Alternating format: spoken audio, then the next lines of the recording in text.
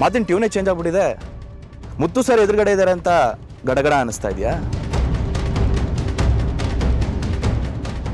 ಮಾಯಾ, ಇಷ್ಟು ಸಾಫ್ಟಾಗಿ ನೀನು ಮಾತಾಡಿದ್ದು ನಿನ್ನ ಜೀವನದಲ್ಲೇ ಇಲ್ಲ ಅನ್ಸುತ್ತಲ್ಲ? ಅಯ್ಯೋ, ವಿಷಯ ತಡ್ಕೊಳಕ್ಕಾಗ್ತಾ ಇಲ್ವೇ? ಈಗಲೇ ಎಲ್ಲ ವಿಷಯ ಹೇಳ್ಬಿಡ್ಲಾ ಅಥವಾ ಎಲ್ಲರ ಮುಂದೆ ಬಂದು ಮರ್ಯಾದೆ ತೆಗಿಲ್ಲ? ಹಠ ಮಾಡಬೇಡ ರಾಜ, ನನ್ನ ಮಾತು ಕೇಳು. ನೀನು ನೇರವಾಗಿ ಮೀಟ್ ಮಾಡು, ಸರಿನಾ? ಇನ್ನೊಂದು ವಿಷಯ ಏನಂದ್ರೆ ಎಲ್ಲ ರೆಡಿ ಇದೆ, ನೀನು ಬರೋದೊಂದು ಬಾಕಿ. ಏನು? ಅದೇ ನೀನು ಗಿಫ್ಟ್ ಕೇಳಿದ್ಯಲ್ಲ ಅದು ಸಿಗೋ ನಿನಗಿದೆ.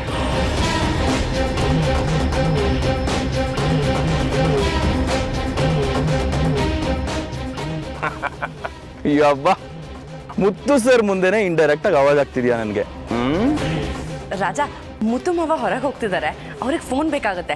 ನೀನೊಂದು ಕೆಲಸ ಮಾಡು, ನೀನು ಡೈರೆಕ್ಟ್ ಆಗಿ ನಮ್ಮ ಮದುವೆಗೆ ಬಂದ್ಬಿಡು, ಅಲ್ಲೇ ಸಿಗೋಣ, ಸರಿನಾ? ಬಾಯ್ ಬಾಯ್. ಮಾವ ತಗೊಳ್ಳಿ. ನಾನು ಬರ್ತೀನಿ ಮಾಯ, ಬಾಯ್.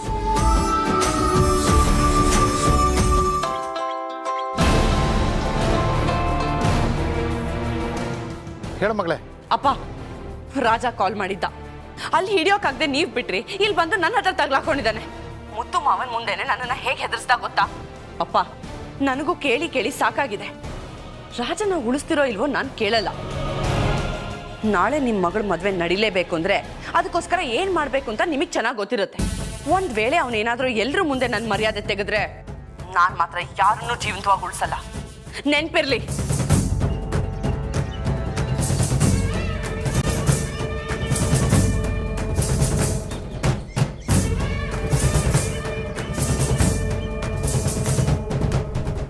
ನಾನೇನೋ ಅಪ್ಪಗೆ ನಿಮಗೇನು ಬೇಕು ಅದೇ ಮಾಡಿ ಅಂತ ಹೇಳಿದ್ದೀನಿ, ಆದರೆ ಇವಾಗ ನನಗೆ ಸಮಾಧಾನ ಇಲ್ಲ. ನಾಳೆ ಮದುವೆಗೆ ರಾಜ ಬರ್ತಾನ ಬರಲ್ವಾ? ಒಂದು ವೇಳೆ ರಾಜ ಬಂದರೆ ಮದುವೆ ನಡೆಯಲ್ಲ, ಮದುವೆ ನಡೀಲಿಲ್ಲ ಅಂದರೆ ಆಸ್ತಿ.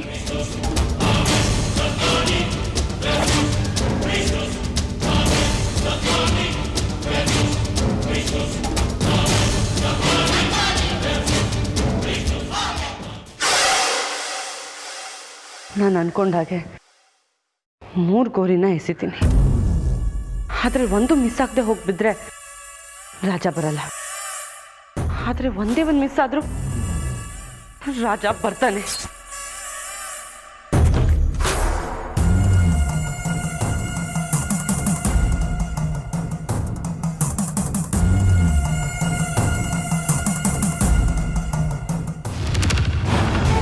ಛೇ, ಆಗಲ್ಲ. ನಾನು ಅನ್ಕೊಂಡಿದ್ದು ಯಾವುದು ಆಗಲ್ಲ, ನಡೆಯಲ್ಲ. ಈ ಮದ್ವೆ ನಡೆಯಲ್ಲ.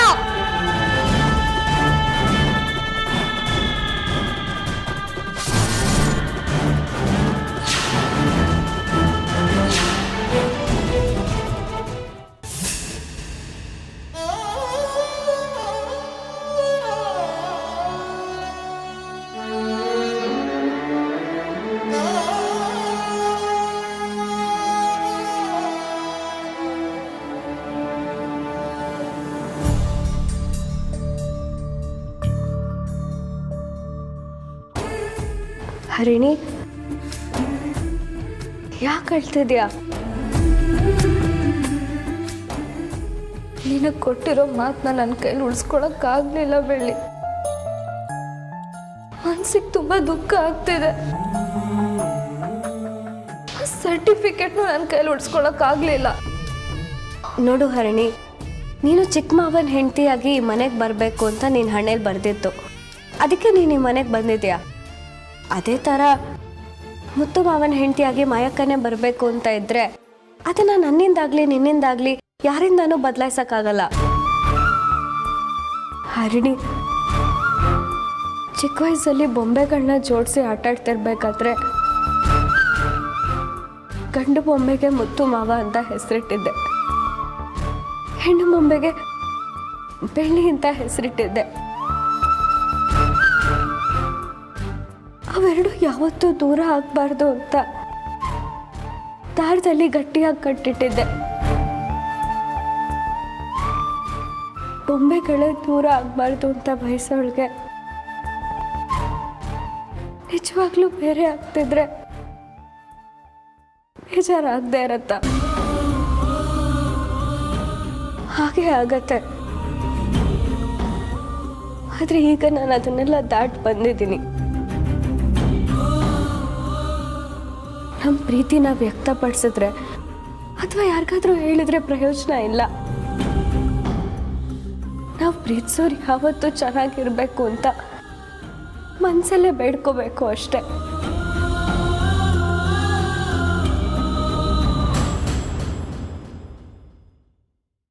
ನನ್ನ ಈ ಜನ್ಮಕ್ಕೆ ಇಷ್ಟು ಸಾಕು.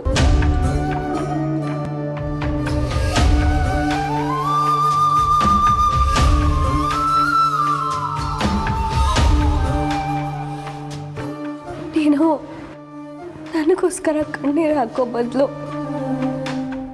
ನನ್ನ ಹಾಗೆ ಒಂದೊಂದನ್ನು ಮರಿತಾ ಬಾ.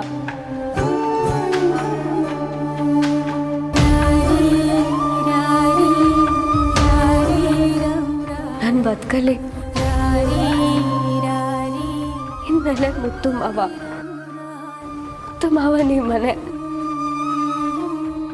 ಎಲ್ಲ ಕಳೆದೋಗಿದೆ. ನೀ ನನ್ನ ಬಗ್ಗೆ ಯೋಚನೆ ಮಾಡಬೇಡ.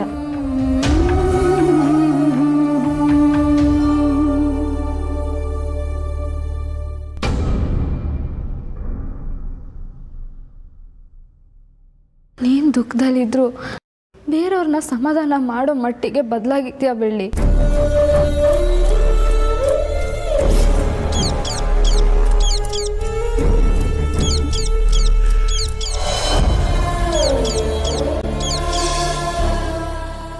ಏನು ಹೇಳ್ತಿದ್ಯಾ? ಆಧಾರ ಇಲ್ಲ ಅಂದ್ರೂ ಈ ಮದುವೆ ನಡೆಯುತ್ತೆ ಅಂತೀಯಾ? ಅದು ಹೇಗೆ ಸಾಧ್ಯ?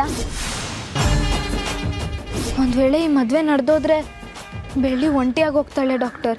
ಯಾವುದೇ ಕಾರಣಕ್ಕೂ ಮಾಯಿಂದು ಮುತ್ತುದು ಮದುವೆ ನಡೆಯೋದಿಲ್ಲ. ಪ್ರತಿ ಸರಿ ಆಗೋ ಹಾಗೆ ಈ ಸರಿನೂ ಅಡ್ಡಿ ಆಗೇ ಆಗುತ್ತೆ.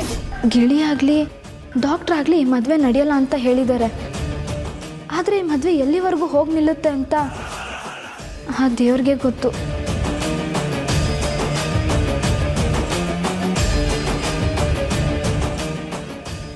ಆದರೂ ನಾನು ಈ ಮದುವೆ ನಡೆಯೋದಕ್ಕೆ ಬಿಡೋದಿಲ್ಲ.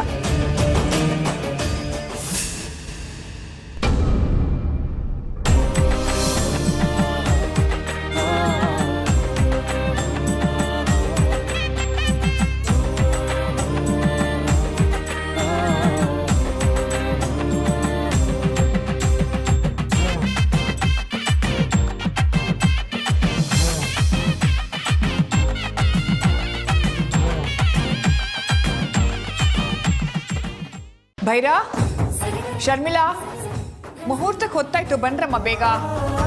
ಬಂದೇಮ್ಮ. ಬಾ ಬಾ ಬಾ.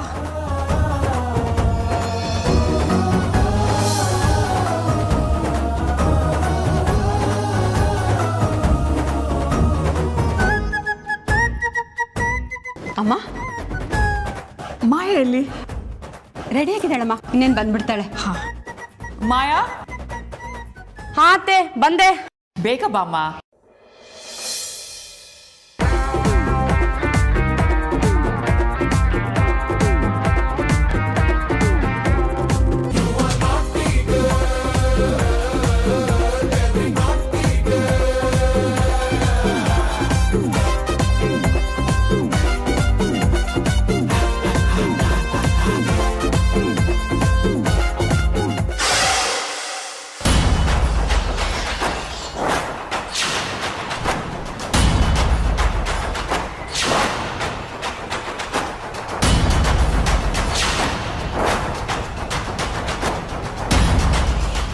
ಎಷ್ಟು ಚೆನ್ನಾಗಿ ರೆಡಿಯಾಗಿ ಎಷ್ಟು ಖುಷಿಯಾಗಿ ಬರ್ತಿದ್ದಾಳೆ ನೋಡಮ್ಮ. ಅವಳನ್ನ ಮದ್ವೆಲೆಲ್ಲರೂ ಇವಳನ್ನೇ ಮದ್ಮಗಳು ಅನ್ಕೋಬೇಕು, ಹಾಗೆ ಕಾಣಿಸ್ತಿದ್ದಾಳೆ.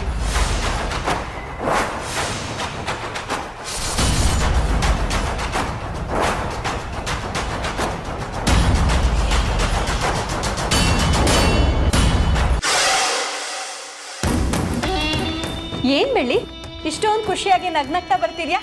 ನಿನ್ನ ನಗುವಿನ ರಹಸ್ಯ ನಮಗೂ ಹೇಳ್ಕೊಡ್ತೀಯಾ? ಏನಿಲ್ಲ ಶರ್ಮಿಳಕ್ಕ, ಮುತ್ತು ಮಾವನ್ ಮದ್ವೆ ಅಲ್ವಾ, ಅದಕ್ಕೆ.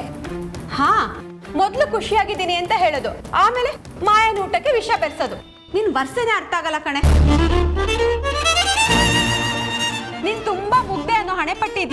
ಸೋತದನ್ನ ತೆಗ್ದಾಕು. ನಾಟಕ ಆಡೋದಲ್ಲಿ ಎಕ್ಸ್ಪರ್ಟ್ ಕಣೆ ನೀನು. ಯಾರ ಮನ್ಸನ್ನ ನೋಯಿಸ್ಬಾರ್ದು ಅನ್ನೋದೇ ನನ್ನ ಉದ್ದೇಶ ಅಕ್ಕ. ಅವತ್ತೇನೋ ಊಟದಲ್ಲಿ ವಿಷ ಹಾಕಿದ್ದೆ ನಿಜ, ಆದರೆ ಮತ್ತೆ ಇನ್ಯಾವತ್ತೂ ಆ ರೀತಿ ಮಾಡಲ್ಲ.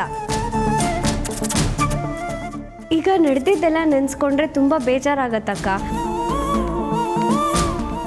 ಪ್ರತಿ ಸಲ ಊಟ ಕೂತ್ಕೊಂಡಾಗ ಸಂಕಟ ಪಡೋದು ನಾನು, ನೀನಲ್ಲ. ಒಂದೊಂದು ತುತ್ತು ತಿನ್ಬೇಕಾದ್ರೂ ರಕ್ತ ವಾಮಿಟ್ ಮಾಡಿದ್ನಲ್ಲ, ಅದನ್ನ ನೆನಪು ಮಾಡ್ಕೊಳ್ಳೋದು ನಾನು, ನೀನಲ್ಲ. ಹಾಸ್ಪಿಟ್ಲಲ್ಲಿ ಅಷ್ಟು ದಿನ ನರಳಾಡ್ಕೊಂಡು ಮಲಗಿದ್ನಲ್ಲ, ಅದ್ರ ಕಷ್ಟ ನನಗೆ ಗೊತ್ತು, ನಿನಗಲ್ಲ. ಆದ್ರೆ ಮಾತುಗಳು ಮಾತ್ರ ಏನೋ ದೊಡ್ಡ ತ್ಯಾಗ ಮಾಡಿರೋ ಹಾಗೆ ಬಿಲ್ಡಪ್ಸ್ ಬೇರೆ. ನಾನ್ಸೆನ್ಸ್. ಅದೆಲ್ಲ ಈಗ ಯಾಕೆ ಮಾಯಾ? ಮಾಡಿದ ತಪ್ಪಿಗೆ ಪ್ರಾಯಶ್ಚಿತ್ತ ಮಾಡ್ಕೊಂಡಿದ್ದಾಯ್ತಲ್ಲ, ಬಿಡು. ಎಲ್ಲರೂ ಸೇರಿ ಮದ್ವೆನ ಹಬ್ಬ ಥರ ಆಚರಿಸ್ತಿದ್ದೀವಿ. ಇದಕ್ಕೆ ಯಾವ ತಡೆನೂ ಬರಬಾರ್ದು. ಆ ಥರ ನಾನು ನೋಡ್ಕೊಳ್ತೀನಿ. ಚೇತು, ಬೇಗ ಬನ್ನಿ, ಇದನ್ನೆಲ್ಲ ತಗೊಂಡೋಗಿ ಬೇಗ.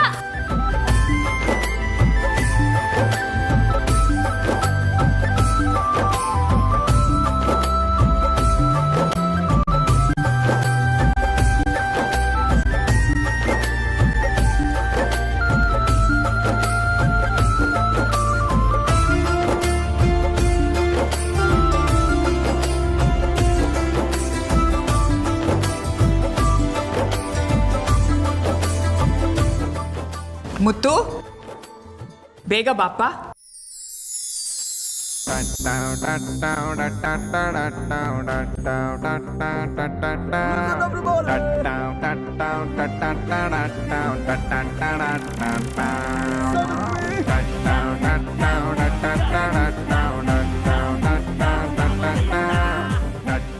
ಮುತ್ತು, ಇವತ್ತು ನೀನು ಎಷ್ಟು ಲಕ್ಷಣವಾಗಿ ಕಾಣಿಸ್ತಾ ಇದೆ ಗೊತ್ತಾ? ನಿನ್ನ ಮಾಯನ ನೋಡ್ತಾ ಇದ್ರೆ ನನ್ನ ಕಣ್ದೃಷ್ಟಿನೇ ಆಗ್ಬಿಡುತ್ತೇನೋ ಅಂತ ಅನಿಸ್ತಿದೆ. ಅಣ್ಣ, ಟೈಮ್ ಆಯ್ತು, ಹೊರಡಣ್ವಾ? ಅಮ್ಮ ನಡಿ. ಬಾ ಮಾಯಾ.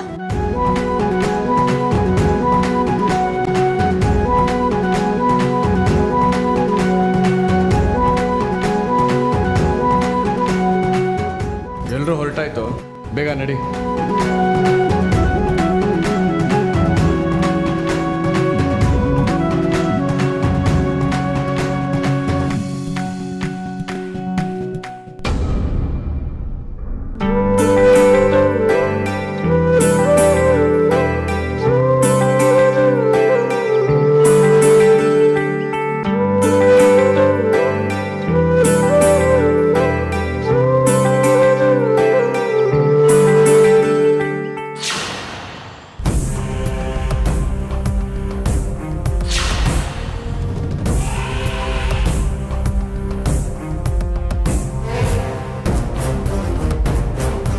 ಯಾಕೆ ಮಾಯ ಹಾಗೆ ನಿಂತ್ಬಿಟ್ಟೆ? ನಡಿ. ಏನೋ ಸರಿ ಆಗ್ತಿಲ್ಲ ಅದಕ್ಕೆ. ಇವತ್ತು ನನ್ನ ಮದುವೆ, ಆದ್ರೆ ನನಗಿಂತ ಜಾಸ್ತಿ ಆ ಬೆಳ್ಳಿನೇ ಖುಷಿಯಾಗಿದ್ದಾಳೆ ನೋಡಿ. ಓ, ಅದಾ ನಿನ್ನ ಪ್ರಾಬ್ಲಮ್ಮು?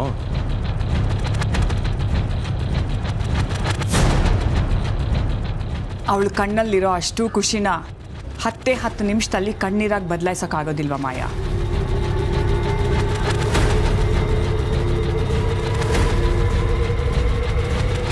ಅಮ್ಮ ಪರ್ಮಿಷನ್ ಕೊಟ್ಮೇಲೆ ಈ ಕೆಲಸನ ಮಾಡಿ ಮುಗ್ಸೋಕ್ಕೆ ಎಷ್ಟೊತ್ತು ಬೇಕು ಹೇಳು? ಶರ್ಮಿಳಾ, ಅದಕ್ಕೆಲ್ಲ ಪರ್ಮಿಷನ್ ಬೇಕಾ? ಇವತ್ತೇ ಕಣ್ಣೀರ್ದಾರೆ ಹರಿಸಿ. ಮೊದಲು ಮಾಯನೇ ಶುರು ಮಾಡಲಿ.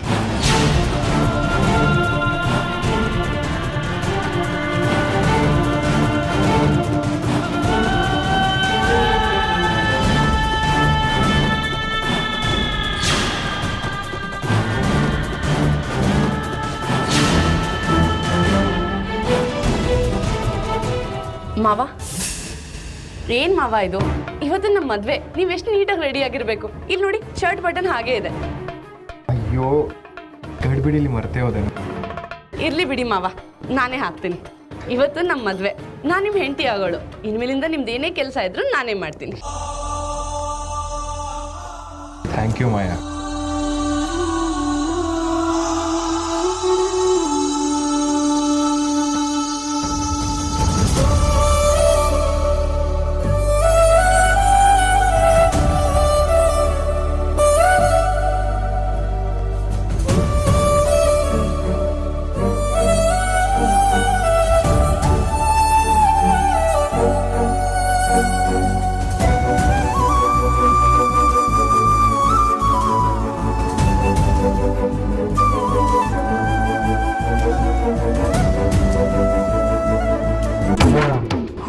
ಓದಿಸೋ ಕೋರ್ಸಲ್ಲಿ ನಮ್ಮ ಮಾಯಾ ರ್ಯಾಂಕ್ ಸ್ಟೂಡೆಂಟ್ ಅಲ್ವಾ ಅಮ್ಮ?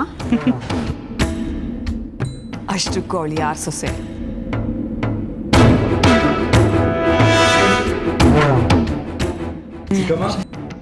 ಲೇಟ್ ಆಯ್ತು, ಹೊರಡೋಣ. ಹೊರಡೋಣ ಮುತ್ತು. ಬಾ ಶರ್ಮಿಳ, ಬೈರ.